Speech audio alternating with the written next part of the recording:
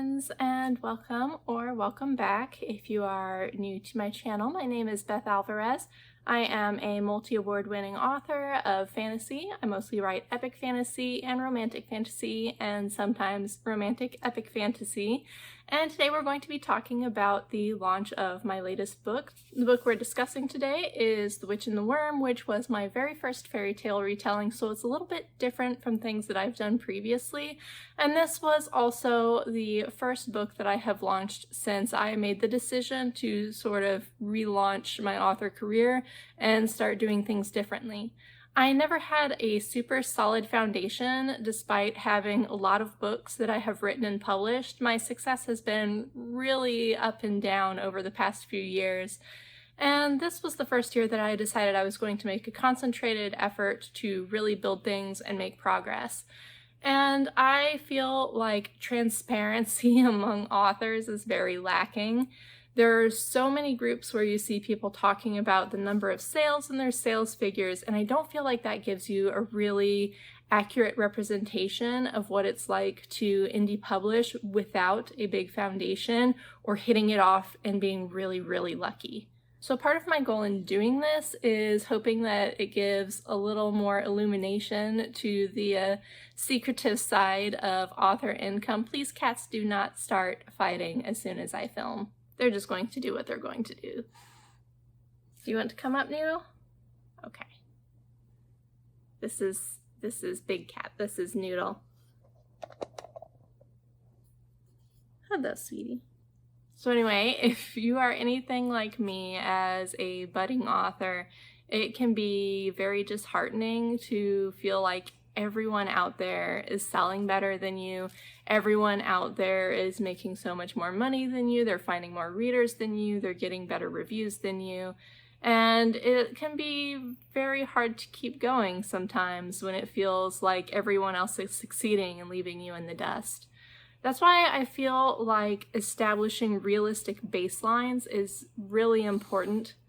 And there are not a whole lot of resources available for authors who are seeking to do that, partly because people in the industry tend to be very tight-lipped about their income. So I've got some figures written down in my handy little notebook.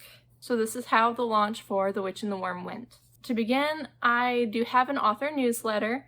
I have a very modest author Facebook account and Instagram account, and I just started using TikTok like a couple months ago, so there is nothing noteworthy going on there. I do have a larger hobby Instagram account. Just for the sake of numbers, my hobby Instagram account is about 9,000 followers, and most of them followed from a viral reel that had nothing to do with my hobby, so they are not really warm followers. My author account has about 350. My Facebook page has maybe about 200. Overall, I would say my following on social media and things is very small. I do have a newsletter list, but it's only about 200 people, and it's not really what I would consider a warm following either, because I haven't regularly sent newsletters for a while. It was something that I restarted this year, so I'm still in the process of kind of warming up that list. Oh my goodness, please get out of the paper chain.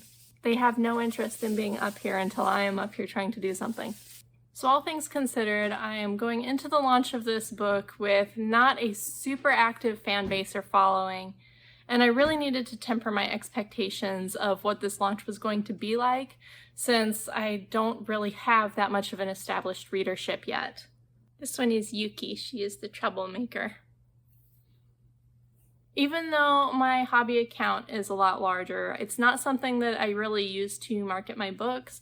I shared photos of the cover when I was done designing the cover and when the book went up for pre-order, but I don't believe that led to pretty much anything, since it's not really a focus on books or reading or anything on that account. It's just like, hey, here's another thing I did on the side. Maybe it resulted in something, I don't really know, but just putting it out there, you know. The launch strategy that I used for The Witch and the Worm was launching the book at 99 cents. This had worked well for me when I launched my romantic fantasy series, Artisan Magic. I don't know that the 99-cent launch price is something that I will be doing again. It worked really well with Artisan Magic, not quite as much with The Witch and the Worm, but with that in mind, I still ended up having 9 pre-orders for ebooks at 99 cents, which made it my 3rd most successful pre-order ever. The only books that I've launched that had more pre-orders were Serpent's Mark, which was the first book of my epic fantasy series, The Snake's Blood Saga, and the first book in my Artisan Magic series, The Assassin's Bride. So for the first month, we had the 9 pre-orders at 99 cents each. I sold 4 paperback books. 2 of them were sold through Ingram, and 2 of them were direct through me. I sold 11 hardcovers. 4 of them were Ingram, and the other 7 were me. And then after launch, there were 10 more copies of the ebook sold. And then for Kindle Unlimited, it had 926 page reads, which is really small, but it's also a small book. It's only about 200 pages. So this is almost 5 full read-throughs, which I guess isn't awful, but I still expected that there would be more. As far as income goes, whenever you sell a book at 99 cents and it is not part of a Kindle Countdown deal, that means you are going to get roughly 32 to 35 cents per copy. So the total income for the 19 ebooks that I sold ended up being $6.83. I received $3.80 for my 926 page reads. For paperbacks, I made $17.60, and then for the hardcovers, between the ones that I sold directly and the ones that I sold through Ingram, I did not do math. Hold on, let me count. I think that's $48.51. I'm an author. I'm not a mather. Don't ask me if that's correct. But I did write down the total income that I used a calculator to figure out. And for the launch month of The Witch and the Worm, I brought in $76.74. That is for 19 ebooks, 4 paperbacks, 11 hardcovers. So 34 copies of the book sold, and then roughly 5 read-throughs on Kindle Unlimited. I'm still getting a couple page reads trailing in, so you know there's people actively going through the book here at the beginning of August. Please stop bumping the tripod, you're making this hard for me. So it hasn't been a huge launch, but I think it is a decent foundation for the first month of this book. My expenses for production of the book were a lot lower than some of my others because it is shorter than what I typically write. So I had maybe like $15 for the ISBNs, $45 for the copyright, $125 for editing, and then I made the cover myself. So all in all, it was under $200 to produce this book. So, you know, $75 back in the first month. It's not terrible. It usually takes me at least a few months to earn out. I think part of what hurt this book is that, for one, I did not pick a very common fairy tale for my retelling. So it's not something that people have been actively seeking out. It's also my first time doing a fairy tale retelling. It's not something that I am known for, so my existing readers are going to be a little bit hesitant to pick it up. I did not do any kind of paid advertising for this book whatsoever. The only advertising that I have done is just posting about it on social media, on Instagram, Facebook, and TikTok, and that has been the same content reposted to all 3 of those platforms, so everybody is seeing the same thing. At this point, the book has gone up to full price, which is $3.99. That is less expensive than my epic fantasies, which I price at $4.99. I had raised the price on all of my books from $3.99 to $4.99 after seeing that it was really only like novellas that were priced at $3.99, and a good portion of them were still $4.99. But I didn't really feel good about charging the same amount for my bigger books as I do for the little one.